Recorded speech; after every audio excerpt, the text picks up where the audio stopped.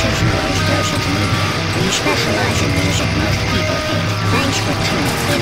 Make sure you check out our Facebook page, Instagram, and our website. Let us share the noise with you. Yo, this is John from NoiseDosageMedia, and this episode is brought to you by Begrudgingly Benny. Interested in putting something horrific and grotesque on your next piece of merch? Benny is tucked away in the fiery depths of COVID quarantine, blasting the filthiest of old school death metal and drawing hideous creatures that he is waiting for you to adopt. Go over to Instagram and follow @BegrudginglyBenny and contact him if you would like some really weird original art for your band or label. Super professional, highly recommended. We are live. Gahl, how are you doing today, man? Yeah, I'm good at the gallery at the moment and putting up the next exhibit. You know, in a previous interview with Metal Injection, you stated that the calmer the pieces, the angrier you are, correct? Yes, when it comes to my own art, yes. Okay. In the process of creating them, yeah. So, what characteristics do you try to exaggerate when differentiating these two emotions? No, they just happen. It's not something that it's not something I invite. it chooses itself. Right. Now, for me as an artist, I don't have a clear vision when it comes to what I'm going to do. So when I play guitar and I record, I just kind of look at a blank screen and go for it. What type of like inspiration do you get from that? Yeah, let's see. It's well, when it comes to visual art, it's more observation of what I see in others. Correct. Musically, I tend to just gaze within myself. Okay. So, yeah, I rarely pick, musically I rarely pick inspiration from the outside. It's usually just from the inside. Okay. You know, when I was watching that video, I noticed a lot of black paintings. Do you limit yourself to just black, or do you tend to go outside of that? I usually do color it, but let's see. At the gallery, I usually portray other artists, so it's usually not my own pieces that's on the walls. Right. So it's.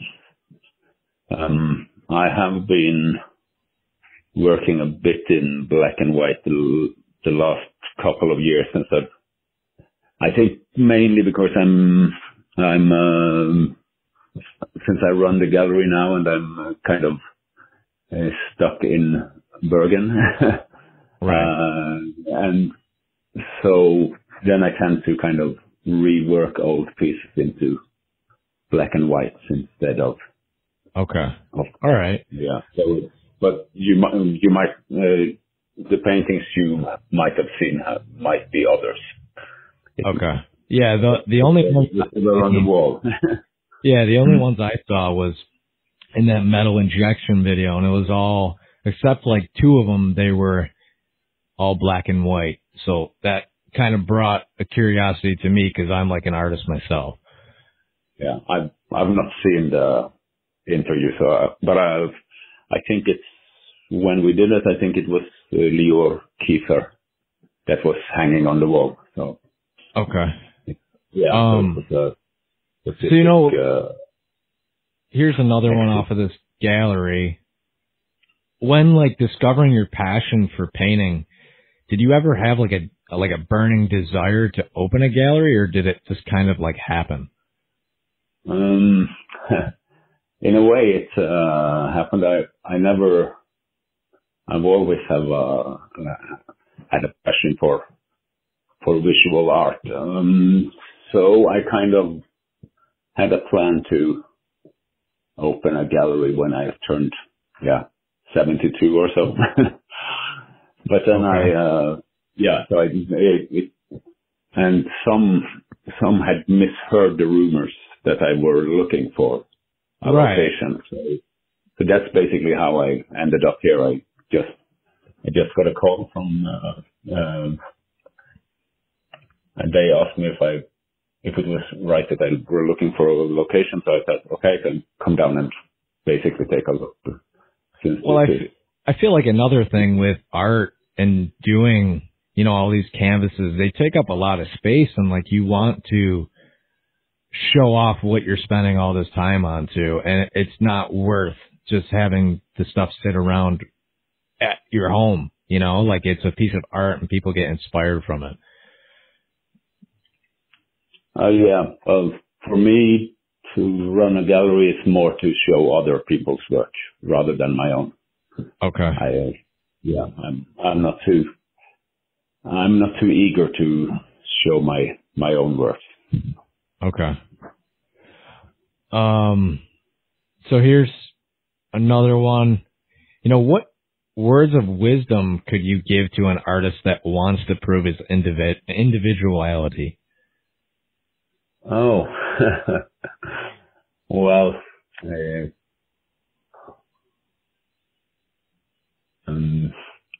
it's a very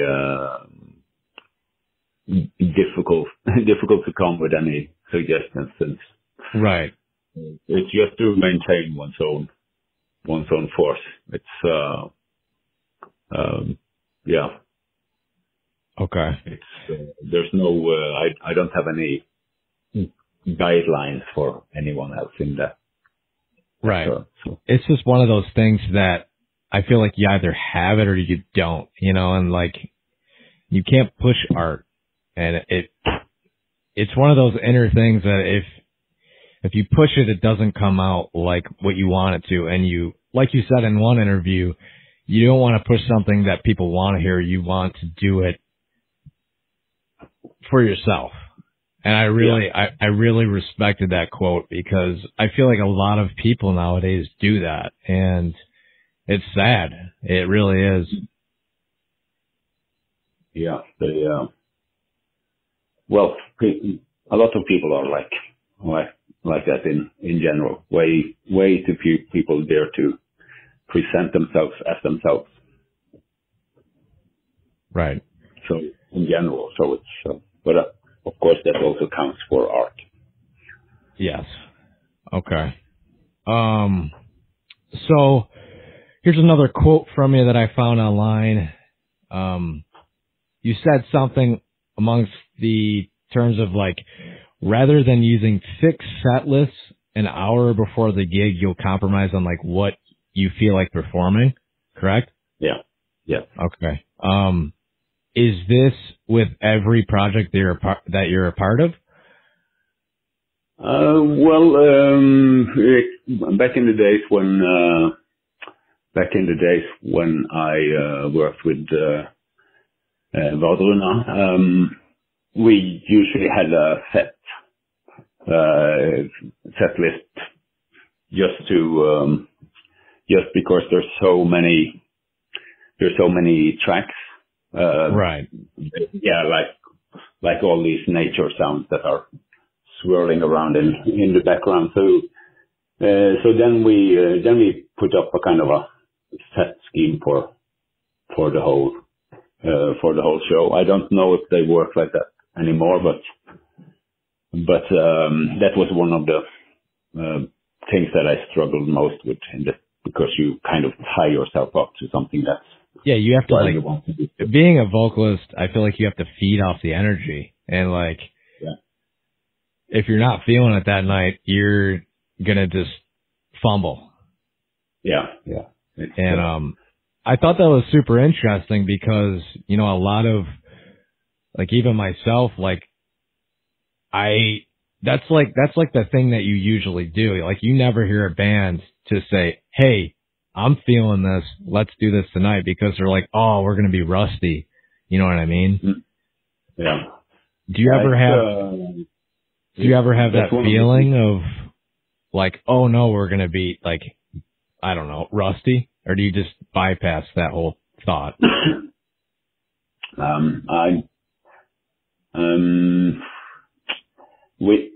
I'm usually most worried about my my own condition. But I really trust the people I have in the band. Right. At the moment, they are. So we, yeah, of course we all I of course look into how tired they are from previous shows or their conditioning, especially when it comes to the drummer. We kind of need to make sure black metal drums is freaking terrible for the feet for drummers, man. Yeah. So we do talk about the set list before we go on stage, just to make sure that everyone is comfortable with what is replacing the others.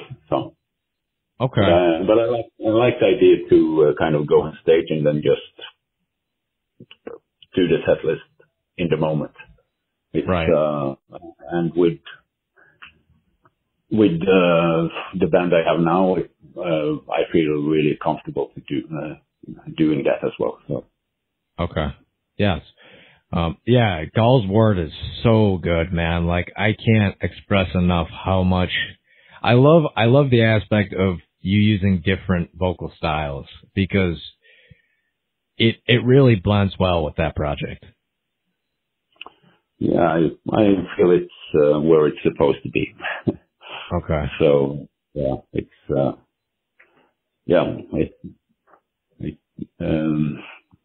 a complex album, and it needs to have all these different characters to portray what I want to express.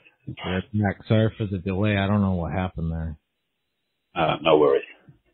Technology. I'm not a fan of it. What's your opinion on technology? I know that you do not like it. It's not my medium. Yeah. It's very, very complicated, and sometimes it's just not needed. So here's another personal question that I'm pretty curious about this. What factors led to your decision to become vegetarian?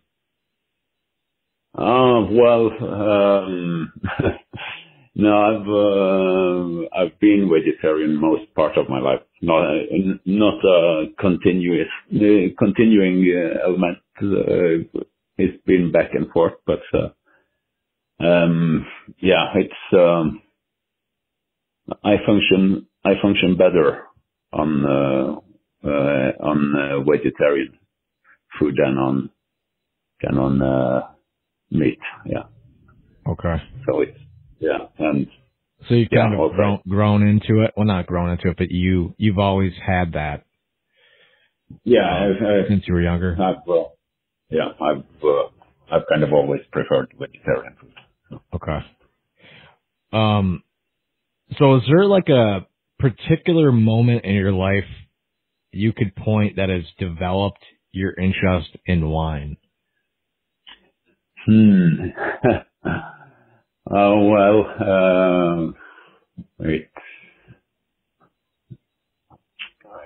There's different stages, of course.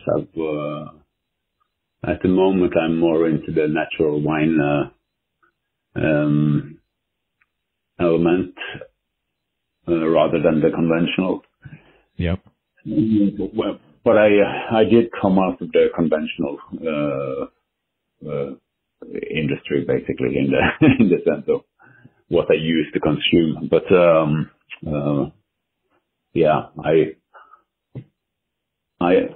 I asked for something that I've never tried before, and I was served something that I thought tasted incredibly terrible. Really kind of felt that it was an insult to be served this. Right. But during, like I do with everything that I just see how it developed and things, and at the end of the bottle, I had fallen in love with it without understanding why. So it's what bottle was that? That was Contadino 2, produced by a Belgian producer, but he's producing it in Sicily, Italy. Frank Cornelissen. Okay. So very different from what you would way more wild back in those days than he was this like a slow, subtle, or like natural development, or like how did this? Was it kind of like the vegetarian thing where you had a taste and then you were hooked?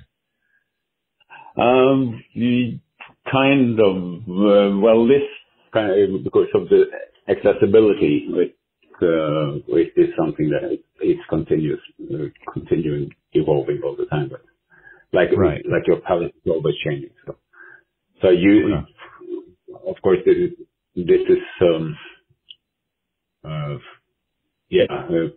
getting close to almost 20 years ago. But I started, my wine interest started back in 92, 93. Mm-hmm. But again, with more the conventional universe, but it's right. It's a long story. Yeah. So I've been told by like fellow like drinkers, so the beer industry, the IPAs and the creative aspect of beer, do you look at wine like that? Like, do you look at it as like an art form, or do you just look at it and just think of a wine?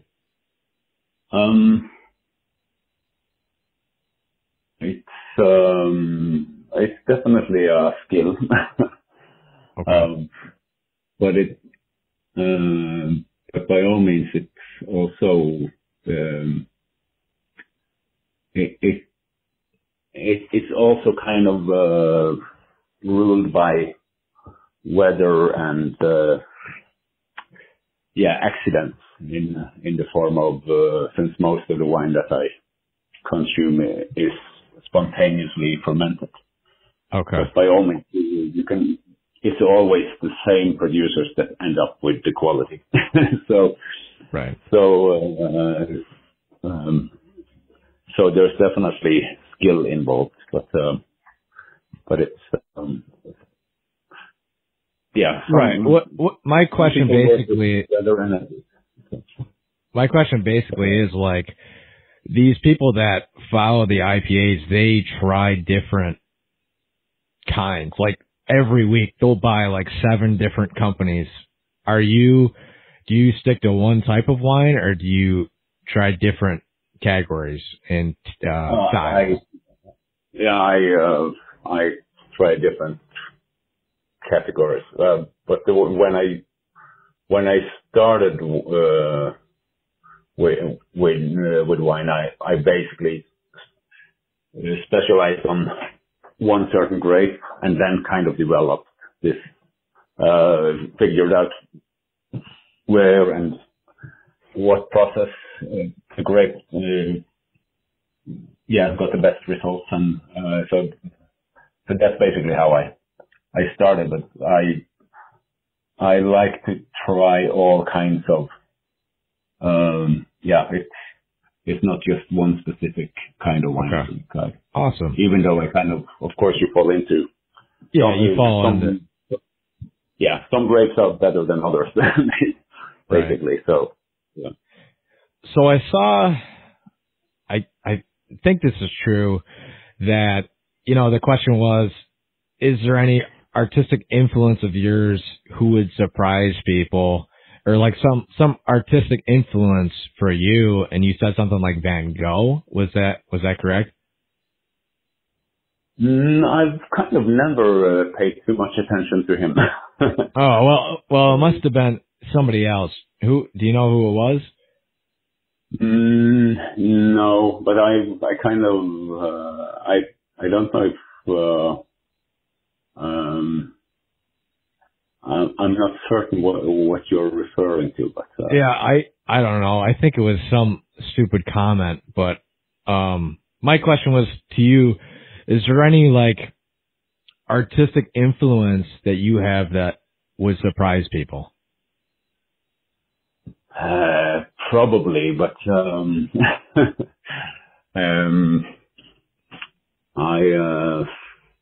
yeah, people are easily surprised. Okay. If there's so many elements, so it's right.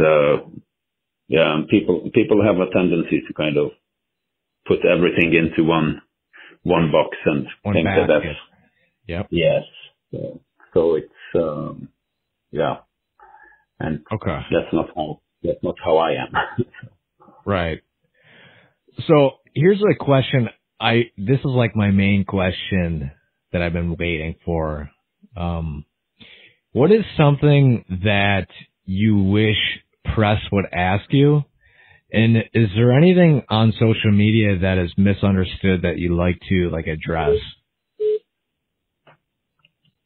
I lost the last part of, let's say there's another phone calling now, but, let's see, what was your question? Okay, well, it's still beeping, so I'll wait a second here. Yeah.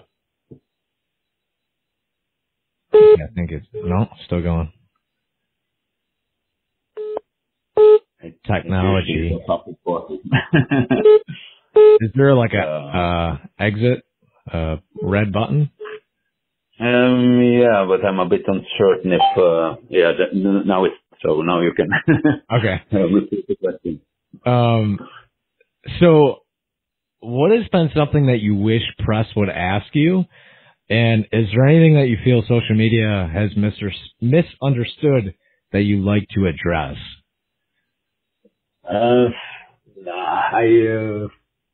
I usually, I'm not too interested in doing any interviews or anything in that sense. So, okay.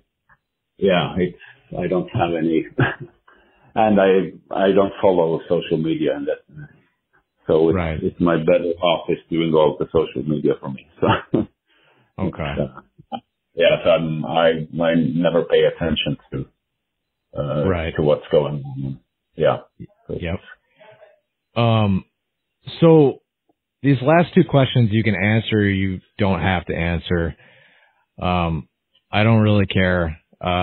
Two of my friends, I asked them, if you had to ask Gaahls something, what would it be? And these are the two questions.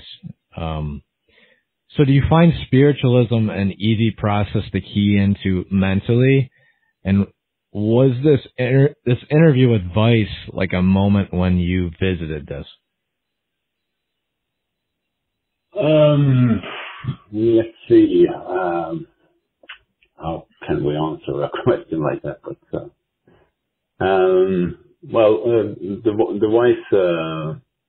the Vice interview is I've just been released from prison at that time. So and I think it went over 5 days. We started out in Bergen and then we went up to my place. Yeah. It's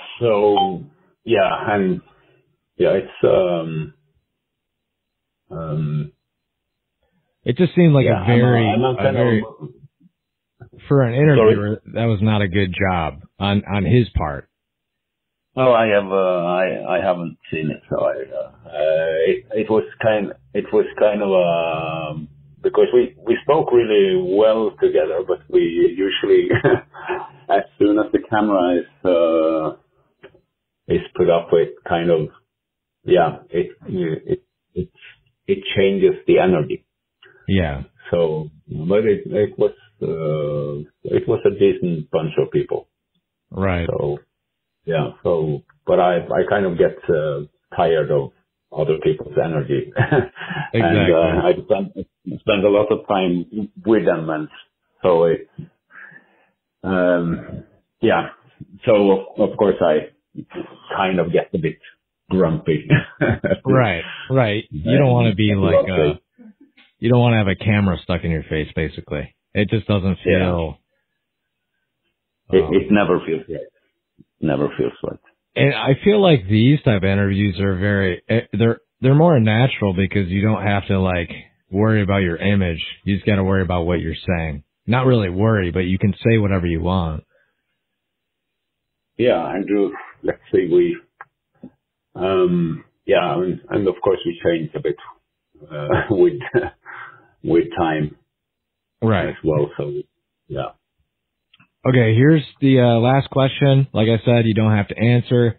How do you reconcile Satanism with Norse shamanism, and what role does this music play in your process?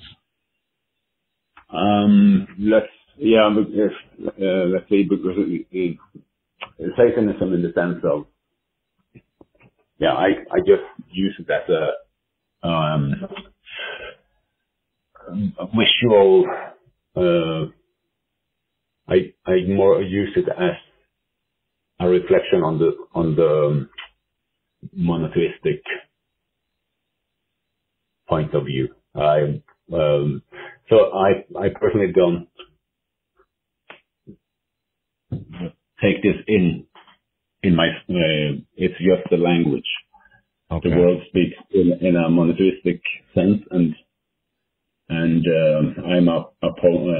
the opponent, right, to this. So I never mingle them into the Norse mysticism and Satanism. Right. Doesn't have anything to do with each other. It's two different worlds. Okay. Yeah. The one thing I want to say about that is like the evils. So there's this band called Imperial Triumphant, and the only thing they talk about is the evils in New York City because like people just trash everything. You know what I mean? Like they don't give a shit about the atmosphere or like what they're doing. And I really appreciate the message that you're trying to like portray with your music.